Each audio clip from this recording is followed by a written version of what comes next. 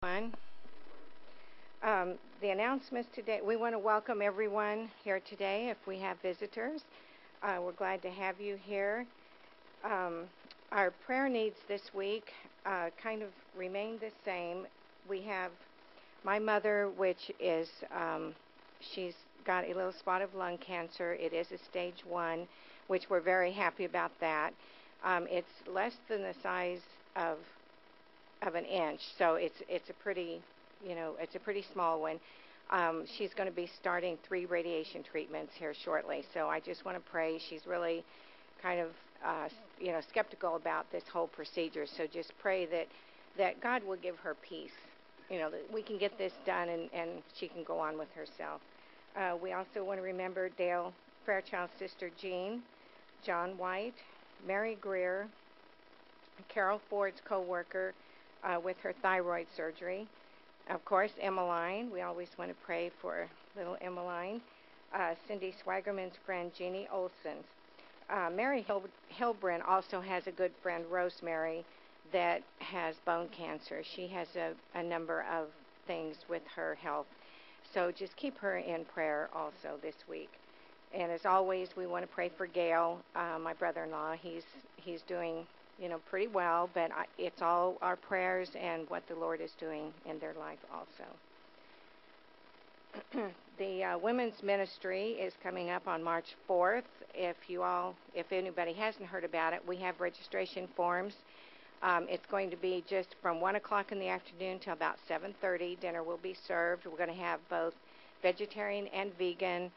We've got guest speakers, we've got music, and just enlightening for women. So if you want to attend, you can see me, or I think you can go online also and get a registration form there. And it'd be good to bring a friend. If you have an aunt or a sister, or a daughter, it'd be good to bring a friend. Rachel Harland is going to be sharing some information on health programs.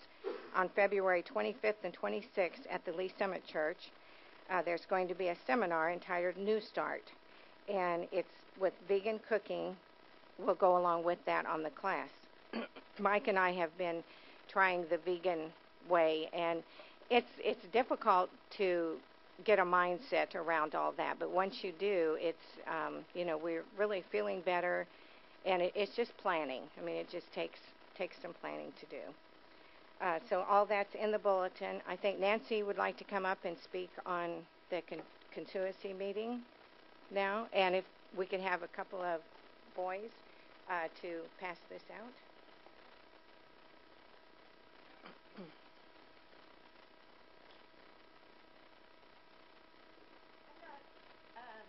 Officially a school board member, but Kathy has given me these to make sure that our church is aware.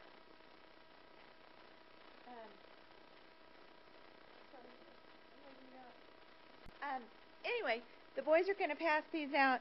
This is to announce that the constituency meeting is going to be held here at our church. The constituency for the school includes our church, Lee Summit, and Central Church, and so they're all going to be coming next Saturday night. And the school is going to be putting on the service next Sabbath, and then that evening they're also going to be doing the Vesper service. And we would like to show off our new basement and have a soup and sandwich supper between Vespers and the meeting. And I would really like to encourage, I know a lot of you don't have children at the school, but it is our school, and they are going to be deciding some pretty big items, and I would like our church to really come out and support the school in this meeting, because even though you don't have children there, we do support the school, and we should have a say in the things that are going on in the school. Like I said, I'm not on the school board, so I don't know all the things that are going to be discussed.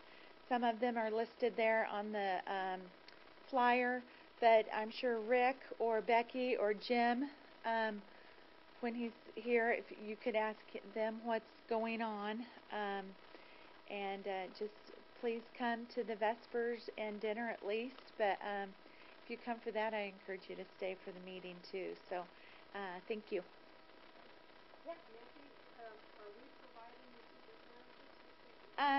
I would like to see if the church would help, but we're going to ask the parents at the school to also help.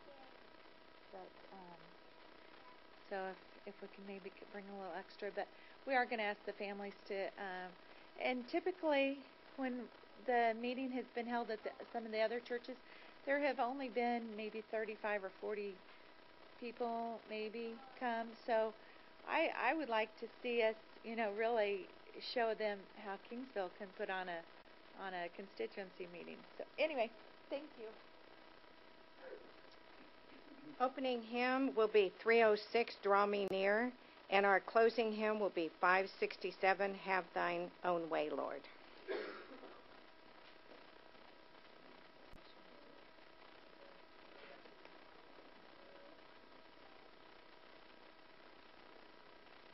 If you please stand.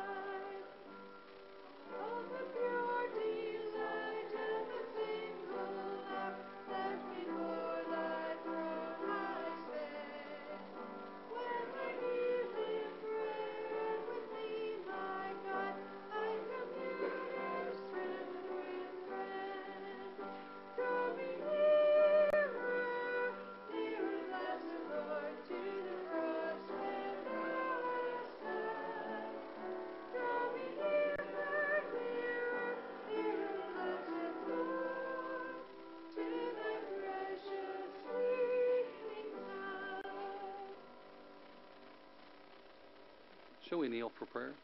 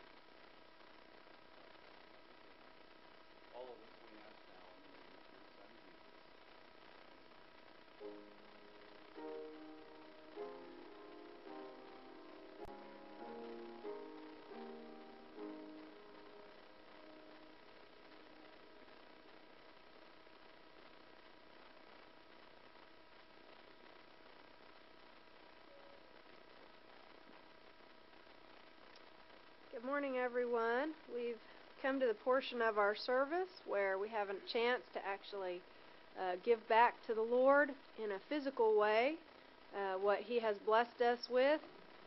And this week, our offering is for our local church budget.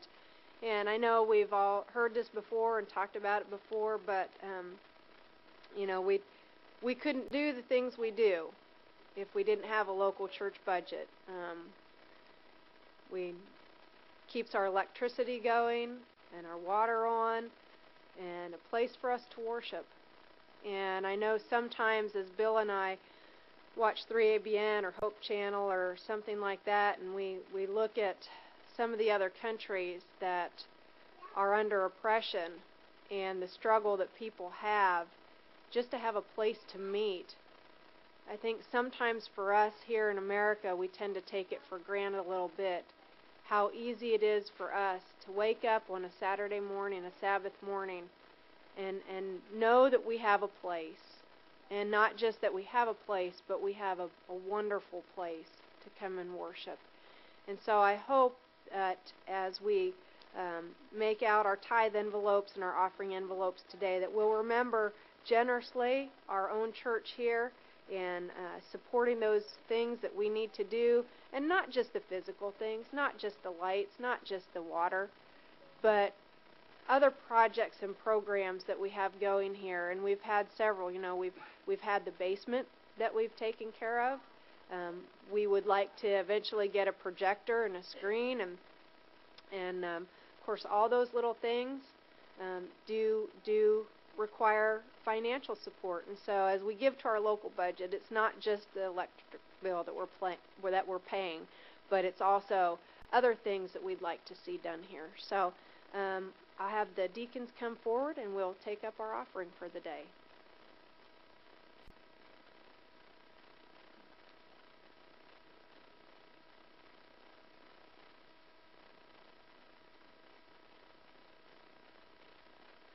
Our Father in heaven, we thank you so much for placing us in a place in this world, Lord, where we can richly give back to you as generously as you have given to us. Your word tells us over and over that you like to give in abundance. You like to give lavishly. And I pray that that touches our hearts and that we too can return to you as lavishly as you have given to us, that we may see your work go forward, not just in this world in general, but here in this community, that we can reach as many souls as possible. We thank you, Father, in Jesus' name. Amen.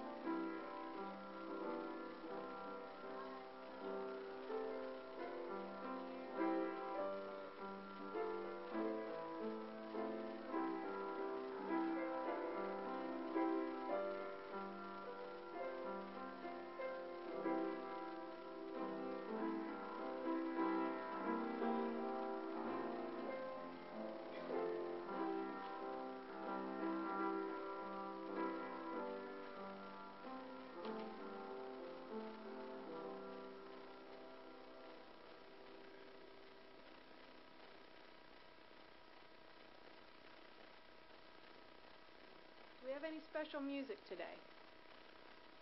No? Okay.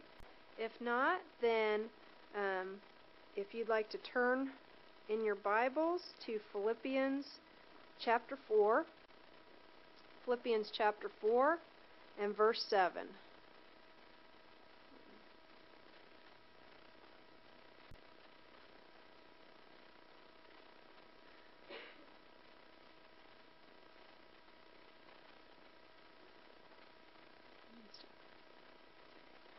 Philippians chapter 4 and verse 7. And it says, "And the peace of God, which surpasses all understanding, will guard your hearts and minds through Christ Jesus.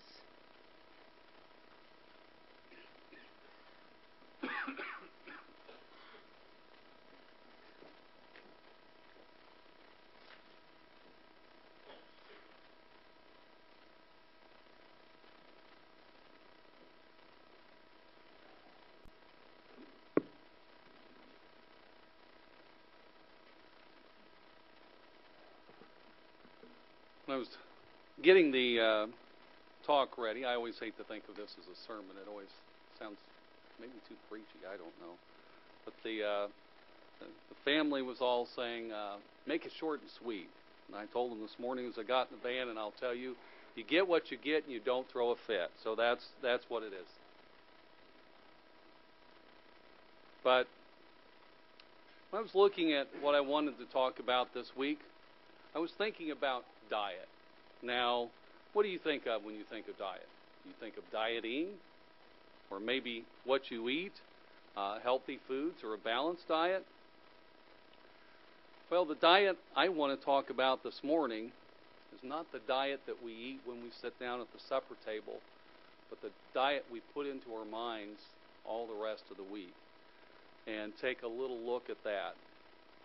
And as I look at that, I also want to take a look at advertising. You might say, well, what does advertising have to do with that?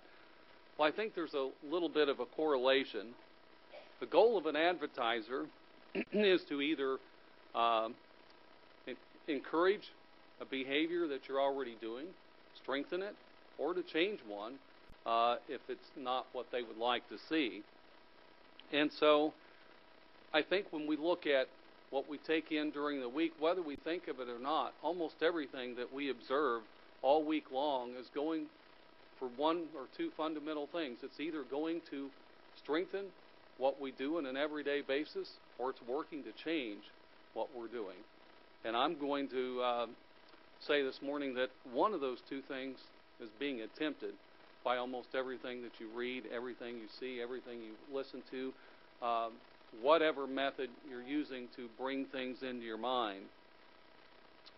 I was looking a little bit at advertising, and it says advertising is the science of arresting human intelligence long enough to get money from it. Maybe that's not necessarily the case, but it also had a little verb there that I liked. It pays to advertise. Remember, there are a lot of peaks in Colorado higher than Pikes Peak, but try to name them. They have a little bit of a point. It may not be the tallest, but it may be one of the best known. And the first thing I wanted to look at was the different types of media and how invasive they get into our everyday life. And kind of as a correlation to that, and since we're looking at diet, remember, it's some places it still is, but there was the discussion of corn syrup and foods, and was this contributing to perhaps to obesity and diabetes? Did you ever go in your cupboard and look to see what things contain corn syrup? I did. It's surprising. Trying to avoid it's going to be pretty difficult. Frozen fruits and vegetables. I thought vegetables, but it was there. Dried fruits, canned beans, and chili. Cereals, breads, cakes, snacks, baking ingredients such as shake and bake, pop, sports drinks, even certain juice drinks, breakfast pastries, candy bars. We're not surprised by that, perhaps. Condiments such as ketchup, cough syrups, crackers, yogurts, ice cream, jams and jellies, tomato sauces, barbecue sauce, pasta sauce, taco sauces, salad dressing, and even soups. It's an extensive list. And you think, boy, how could I avoid not having a little corn syrup in the diet? Well, the only reason I touch on that is that advertising, whether good or bad, the idea to reach you with thoughts and ideas occurs in just about every avenue that you can think of. In fact, I remember seeing a picture, and I had to go back and look it up on the web for this, but it was a print, a large print of a coffee cup, and it was set over a manhole in New York City. It was in the wintertime, and this coffee cup, the steam from the underneath the tunnels was wafting up out of this manhole through the little holes in it. And the wording around it was, "Hey city that never sleeps, wake up from Folgers." Well, you look, advertising comes at us in almost every method that you can think of, from the TV, radio, newspaper, billboards, the internet, signs on buildings, watches, shirts, ink pens, cups, cars, and buses carry advertising. There's advertising on your phone. In fact, one man, Andrew Fisher, put his forehead up for sale. If someone wanted to put an advertisement on that, they could lease that for 30 days for whatever they wanted to advertise. Everywhere you turn, there's some form of advertising or somebody attempting to reach you and change your thought process, or at least touch you in some way. So the average American is exposed to more than 1,600 advertisements each day. Not surprising, is it, sometimes? Sounds like that's a lot. In fact, even in TV shows, they do what they call product placement. As you're watching a TV show, they may put a product, whether it's a laundry detergent or a soft drink or whatever else, they put it in there in order to subtly have a commercial that perhaps the viewer isn't even thinking about. Maybe it's a brand of shoes or something else. They're getting pretty smart, aren't they? Trying to find a way to influence us and what we do. Well, if you look, some of those influences maybe aren't all as good as we would like. I was reading, and this is a study not from a church organization. This is not coming from, what you would think of as the society as a whole would look and say, well, they're just a little bit prude. This is from the University of Michigan study that they did looking at TV. It says the average American child will see 200,000 violent acts and 16,000 murders on TV by age 18. 2/3 of all programming contain violence. Programs for children more often contain violence than adult TV. That was a surprising concept. The presence of alcohol on TV runs the gamut from drinking or talking about drinking on primetime shows to beer ads and logos displayed at sporting events. Many studies have shown that alcoholic drinks are the most common beverage portrayed on TV and that they almost always are presented in a positive light. Recent studies have shown that exposure to drinking in movies increases the likelihood that viewers themselves will have positive thoughts about drinking. And again, this is not coming from a church organization, but coming from the University of Michigan and the study they did.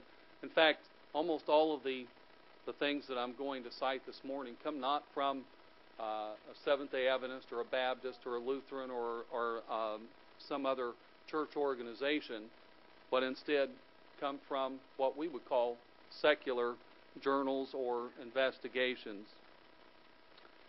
It says on a per hour basis, sexual material on TV was more than 3 times as frequent in 1999 as it was in 1989, in a 1-decade span. I don't have, they didn't have information for how it's changed from 1999 to 2011 and 2012, but I would suspect the growth has continued at that same rate or maybe even faster. And the rate of foul language in 1999 was 5.5 times higher than it was in 1989. You see a trend here that's occurring in a lot of the media. Since the 1950s, programs touching on the supernatural themes have become a mainstay on television. Current offerings such as The Medium, The Ghost Whisperer, and Pushing Daisies, as well as the past popular shows like Buffy the Vampire Slayer, The X-Files, and daytime shows, talk shows featuring episodes on psychics, possession, and haunting. All of these are becoming very, very popular as part of the mainstay TV. In 1998, 20% of the TV shows had cigarette smoking. By 2011, the number had grown to 40%, with the highest percentage of smoking that was being shown came on programs that were most popular with teens. The highest percentage came in teen programs and not in those that were marketed perhaps more for adults. It also goes to, they also took a look at music. While looking at music lyrics in the past 4 decades, lyrics have become increasingly explicit, particularly with reference to drugs, sex, sexual violence. When the music lyrics are illustrated with music videos, their potential impact is magnified. Teenagers who may not hear or understand the rock lyrics or other lyrics cannot avoid the disturbing images that characterize a growing number of videos. And again, all of this is to look at the various ways that we're bombarded. Whether you go to the internet, whether you look at magazines, even in the newspapers, surprisingly, almost every avenue that you look at, more and more we're finding things that are not compatible with what we would consider the Christian experience. It's not that all of these media are bad. Almost all of those are certainly used by church organizations. You've watched good and TV shows that, whether it's presented by the church or even secular TV shows, I've seen, programs on anything from travel in Switzerland or how to repair something. You can certainly find good programs. Not everything that's out there is bad, but again, it takes some careful scrutiny in what we're doing, because Satan has his plan in place for us, if you will, his advertisements, and he's using every medium that's out there. Also, when you take a look at what I want to look at calling advertisements, and I want to correlate that to where it comes into us and how we're affected. Advertisers use different techniques, don't they?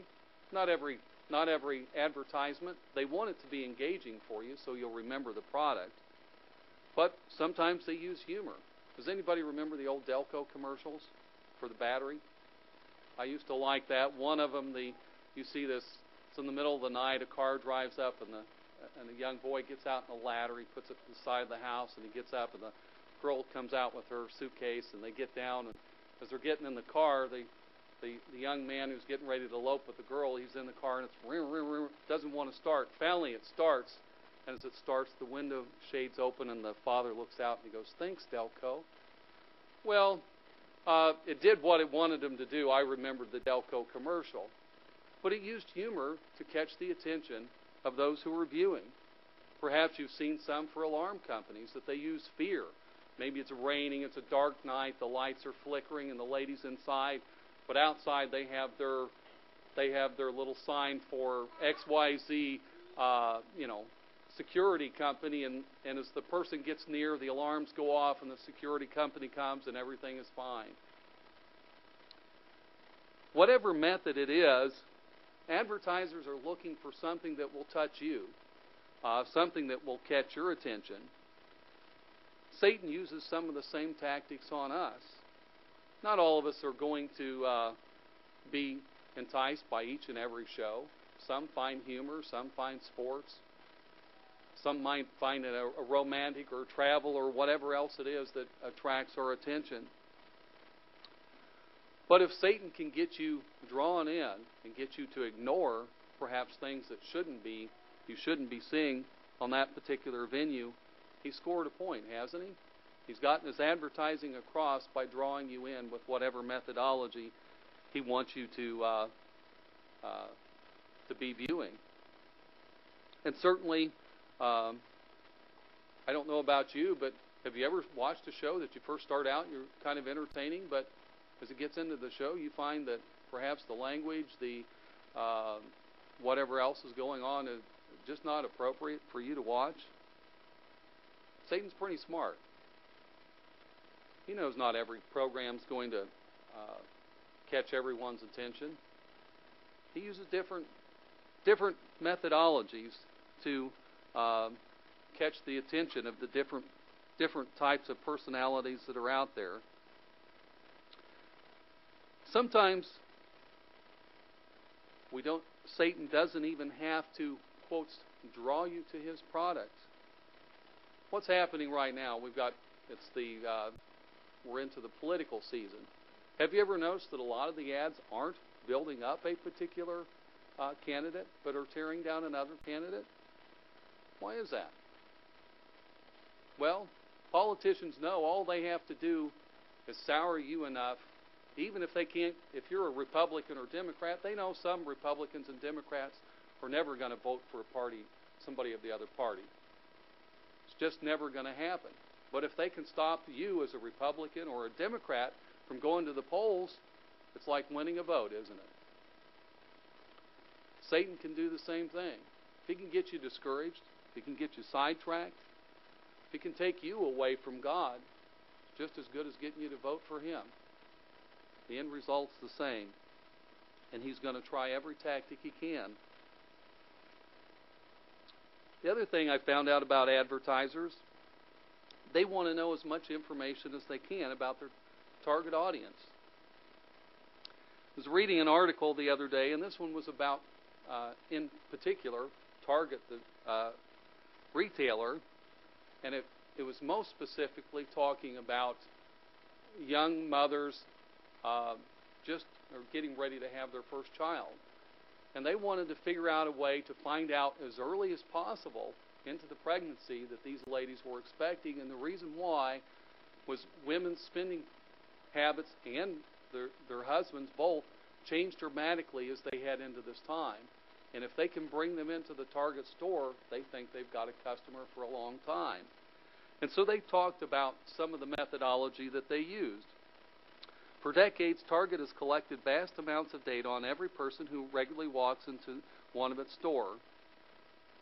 The desire to collect information on customers is not new to Target. It happens in a wide variety of stores. If you've ever used your shopper card, whether it's to your Hy-Vee or a Price Chopper or wherever else, that's all part of the same game to gather information. And it may not be all bad. It depends on your view of that. But it says, whenever possible, Target assigns each shopper a unique code known internally as the guest ID number. That keeps tabs on everything they buy. If you use a credit card or a coupon, or you fill out a survey or mail in a refund, or call the customer helpline or open an email we've sent you, or visit the website, we'll record it and link it to your guest ID. We want to know everything we can. Also linked to your guest ID is demographic information like your age, whether you're married and have kids, which part of town you live in, how long it takes you to drive to the store, your estimated salary, whether you've moved recently, what credit cards you carry in your wallet, and what websites you visit. Target can buy data about your ethnicity, job history, and magazines you read, if you've ever declared bankruptcy or got divorced, the year you bought or lost your home, where you went to college, what kind of topics you talk about online, whether you prefer certain brands of coffee, paper towels, cereal, or applesauce, your political leanings, reading habits, charitable giving, and the number of cars you own. And again, it goes on to point out, almost every major retailer, from grocery chains to investment banks to the U.S. Postal Service, has a predictive analytics department devoted to understanding not just the consumer's shopping, but also their personal habits so as to more effectively market to them. The push to understand how daily habits influence our decisions has become one of the most exciting topics, according to this person, in clinical research, even though most of us are hardly aware these patterns exist. The study from Duke University estimated that habits, rather than conscious decisions, shape 45% of all the choices we make every day. And the whole idea of building this demographics is they want to change your habits. They want to create a habit that brings you into Target. And the more specific information they can get about you, the more specific their advertising and target marketing can be. Again, I want to correlate that to Satan. Think Satan doesn't have a pretty good dossier upon each of you? I'm going to say he probably knows you better than you know yourself. Satan is an extremely intelligent archangel, extremely talented. I suspect no one on Madison Avenue could hold a candle to Satan when he sets out to design a ad, if you will, so to speak, to catch your attention. You might look around and say, I'm not interested in that, I'm not interested in that. Let me tell you, Satan has an ad for you, targeted just for you. And you know what? It's probably going to be ineffective.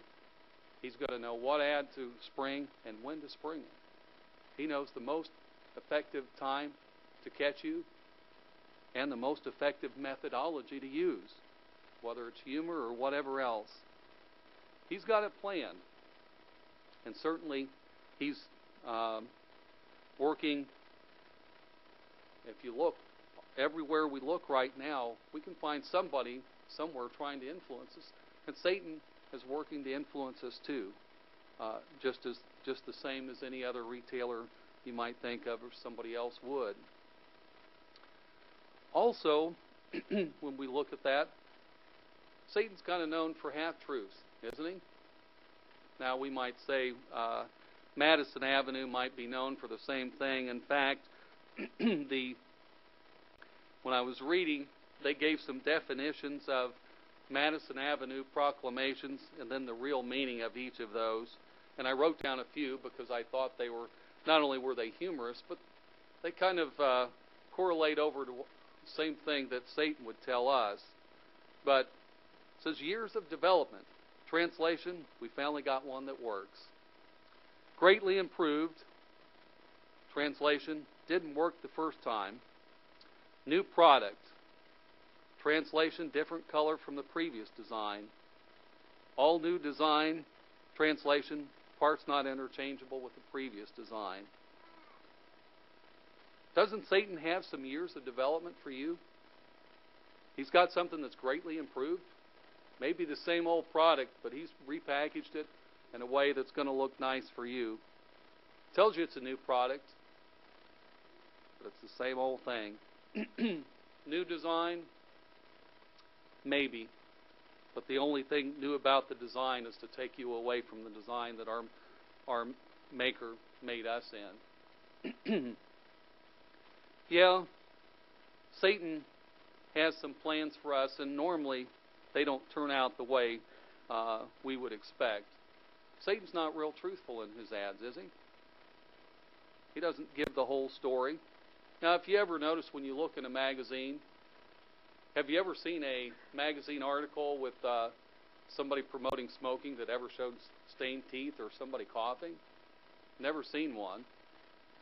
Never saw one where somebody had a picture of, they might say, drive responsibly, but I've never seen a beer advertisement or a advertisement for any kind of hard liquor that ever shows somebody stumbling, laying down in the gutter or throwing up or in a car accident. Doesn't happen. They always present the quotes positive way that they want you to see it. Even such things as a catalog. If you look at tents and camping equipment, have you ever seen a family sitting around looking out while it's pouring down rain? It's muddy and everybody's sad. Look, no, they've got a beautiful mountain scenery. The sun's out. Everything looks beautiful and warm and sunny. They know you don't want to buy a tent if you look and think, boy, I'm going to be eaten up by bugs. It's going to be raining, miserable. Why would I want to buy a tent? Satan uses some of the half-truths too. Remember the old slogan that came on cigarettes, "You've come a long way, baby"? We're trying to equate cigarette smoking with the right to vote and the political advancements that women had made. Women had come a long way. Women today are fast catching up with men in lung cancer. Satan's not going to tell you that, is he? Also find out that a lot of the drinking problems that used to be more exclusive to men, women are catching up in that same area. Satan would have us believe that all the things that he advertised come without a catch, come without a cost, but that's not the way it is. Something else I've noticed about ads, they're persistent, aren't they? Have you ever been on a website or been on a smartphone? can't hardly avoid an ad, can you? In fact, most browsers now have what they call what? A pop-up blocker. Does it work all the time? Even along the side, you see the little ads showing up. They're persistent, aren't they? They want to get their message across. Satan's the same way. In fact, the story was told of a lady who was always cheerful and always had something positive to say about everyone. Her motto was, say something positive or say nothing at all. One day, one of her coworkers, tired of all this cheerfulness and positiveness, told her, I want to hear you say something positive about Satan. Old devil. Well, he's persistent, isn't he? And indeed, Satan is persistent. He realizes something that will take place. Now, have you ever heard the term desensitization? If you look up the definition, it says to make emotionally insensitive or callous, specifically to extinguish an emotional response as of fear, anxiety, or guilt to stimuli that formerly induced it. Sound pretty close to what Satan wants to accomplish in our life? It can be used for good in some cases. Duke and Arkansas Children's Hospital began enrolling patients in studies 5 years ago to determine if incremental doses of peanut protein could change how the body's immune system responds to its presence. The doses start as small as 1/1000th of a peanut. 8 to 10 months later, the children are ingesting the equivalent of up to 15 peanuts per day. The children stay on a daily therapy for several years and are monitored closely. Satan's observed that same type of technique. He knows that some of this he can't throw at you all at once. But we find in TV and magazines little incremental doses. He's slowly desensitizing us to things that would have once caused shock and caused us to turn away, and we don't even realize it's happening. A friend of mine had bought a house in St. Louis, and he got a good price for it. And one of the reasons he did was it wasn't too far from Lambert Field in St. Louis, and a lot of planes take off and land. Well, I had spent the night there one night, and for me it was a miserable experience. It seemed like every 15 minutes, they didn't notice it. I asked him, I said, well, how do you guys sleep? Oh, when we moved in the first couple of weeks, it was rough, but he said, to be honest with you, I don't even know when a plane takes off and lands anymore. Well, how could you not know when a plane takes off and lands? So noisy. They had learned to ignore it, shut it out. It no longer had an effect on them. Satan's going to try the same thing with you and I, too.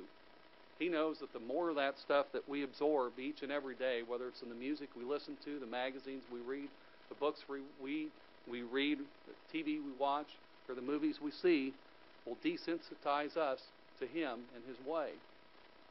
And the day will come when it won't even elicit a response to us at all, no matter how difficult and how horrible it gets. If someone told you they were going to weigh a rock with a small drop of water, would you believe them? But if you look, what happens when you put enough drops of water together? You got a river. Put a little bit more and you have a raging torrent. If you remember in 1993, all of the flooding that we had came from little drops of water, didn't it? But 100,000 homes were destroyed as a result of the flooding. 15 million acres of farmland were inundated, and the damage of between $15 and $20 billion were done just because of an abundance of small little drops of water. Satan is wearing away at us too, if he can, if we're not careful at what we do and what we watch. The other thing I wanted to look at is the argument will always be made, I don't pay any attention to any of that. It doesn't affect me. Have you ever heard that? Do you notice? What if I told you the Uncola? Can you tell me what it is? 7-Up. Like a rock. Prudential, there's also Chevy truck. Built There we go. Like a good neighbor. Can you hear me now? Another one. You can't eat just one. Lay's chip. Golden Arches. Who are they associated with? Everyday low prices. It's the real thing. What's in your wallet? Do you remember? Are these products you use? All of these? Some of these you may have never, may not be part of your shopping experience. But you remember them, don't you? They've done what they wanted to do. They've implanted that in your mind. And what we see, whether we think we do or not, we remember. Certainly some things are more memorable than the others, but let me tell you, Satan's Madison Avenue advertising agency is one of the best. And odds are you're remembering what he wants you to remember, whether you think you do or not. More importantly, in the last part I looked at in the advertising and what we do, and that is what I call we respond. Advertisers in the U.S. spent $50 billion in 1980 to influence us. In 2011, it had gone up to $143 billion. The 2008 presidential campaign spent $2.4 billion. That was totaled throughout all the people who had contributed to it. Why do you think these people spend all this money? You think the folks at General Electric and McDonald's said, you know, the economy's a little tough, and I think the folks on Madison Avenue could use some work, and it'd be nice to give a little advertising money to the local radio stations and TV stations. Out of the goodness of our hearts, that's what we're going to do. Think that's why they do that? They do it because they think it's going to increase their sales. It's going to get you and I to buy their product. And in many cases, it works. During the 1970s, Miller invented an entirely new beer that had fewer calories, so guys could drink more of it, thereby spending more money and not get fat. Just one problem. The guys really didn't care about that low-calorie beer. With this dilemma in mind, they went to work. Their solution? Sell the beer using the burliest guys and the manliest men they could find. The result was a series of commercials featuring sports legends and entertainers in comedic situations and no shortage of cameo spots. More importantly, perhaps, is what Miller Beer's sales went from. They went from, before the advertising, from 7 million barrels to 31 million barrels, and still is considered to be one of the largest expansion ever recorded by a beer maker. Advertising works. They do it because it gets across what they want it to do. Satan's after us because, to be honest, it works. It gets across what he wants it to get across. It achieves the results that he wants it to achieve. And if we think he's not, we're kidding ourselves. Sometimes commercials can present a positive light too. Those who were around not real young, remember the Reagan campaign? Second election, Morning in America? Kind of a good, make us feel good. Are you better off than you were before? Millions of Americans said yeah, and voted him back into office. Now, he might have won without it, I don't know, but it was considered to be a very effective commercial. Satan, each and every day, is out after us with almost every media that you can think of. And he's getting results, isn't he? More and more people seem to be desensitized to the things that might have caused shock on TV or on radio or on, in books or magazines. In fact, some radio shows hire what they call the shock jocks, the people who are there just for that very reason, to push the limits. So how do we handle all of this? Go in our house, turn off every no longer accept mail, no longer have a radio, throw the computer out, no longer read books and magazines? It's not reasonable, is it? But we can do a few things. First off, we can ask, is it appropriate? Is the show I'm looking at, is it appropriate for a Christian to watch? Are the things that are contained therein appropriate for me as a Christian?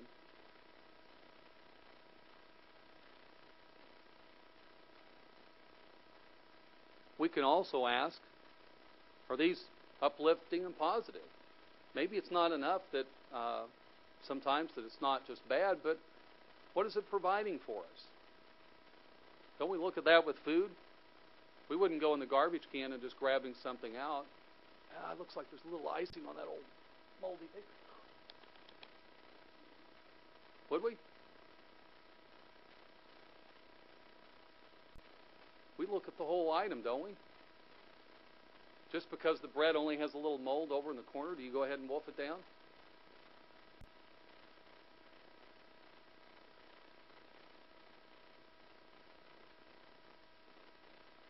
We look at what we're taking into our minds.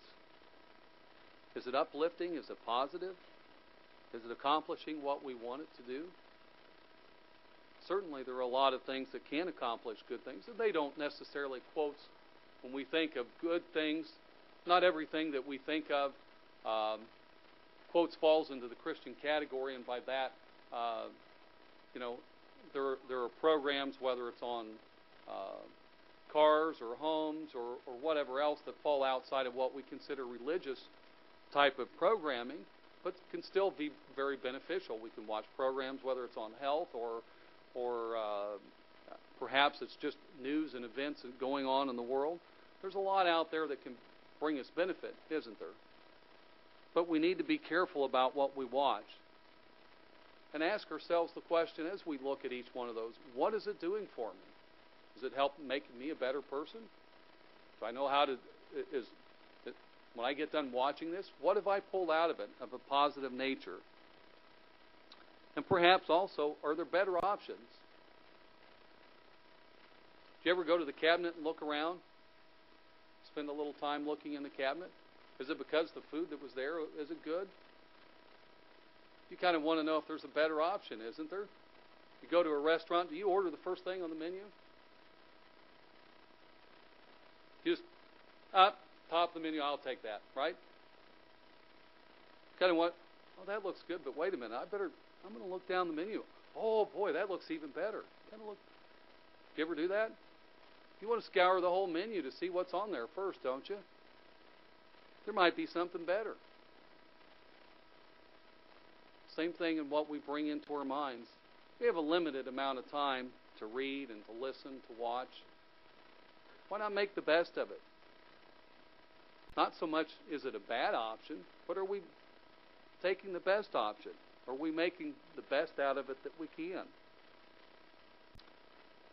There's a lot there. Satan would prefer that we don't. Remember what the advertisers, when I was talking about Target, found out? 45% of all the decisions we make are based on habit. If you get into the habit of listening to things and watching things that aren't beneficial, what are you going to do? You're going to continue in the same vein, aren't you? But if you flip that on them and turn it around, what happens if all the things that you do are beneficial and good, and you build good habits? It gets much easier to do to be learning and seeing the things that are beneficial to us. I don't know if you remember, there used to be a campaign on TV. I don't think it's on there anymore, but it was for the American Negro College Fund. Their saying was, a mind is a terrible thing to waste. It is a terrible thing for us. We want to make sure that whatever we put into our minds, just like the diet and the food that we put into our bodies, is the best that we can put in there. We want to put those things that are wholesome and healthy for us. And in closing, I'm just going to end with a little more than what was on the original scripture reading, and that's from Philippians chapter 4, and I want to read chapter 4 and verses 7 and 8. And it says, "The peace of God, which surpasses all comprehension, shall guard your hearts and minds in Jesus Christ." What does God want to do? It says, guard your hearts and your minds in Jesus Christ. Be careful about what you put in. Then he goes on and adds the positive. First is watch for the negative, but then he goes on and says, "Finally, brethren, whatever is true, whatever is honorable, whatever is right, whatever is pure, whatever is lovely, whatever is of good repute, if there is any excellence, and if anything worthy of praise, let your mind dwell on these things." God doesn't want us to be just a people of don't. He wants to emphasize the good. There's a lot out there. Satan has a lot of bad for you. God says he's got a lot of good for us. Look out for it. Guard the mind. Put the things of God there where he wants them to be. And God's willing to help us out in that quest to fill the mind with those things that will draw us closer to him and make us better as a person. This time our opening hymn will be, closing hymn number 567, "Have Thine Own Way, Lord."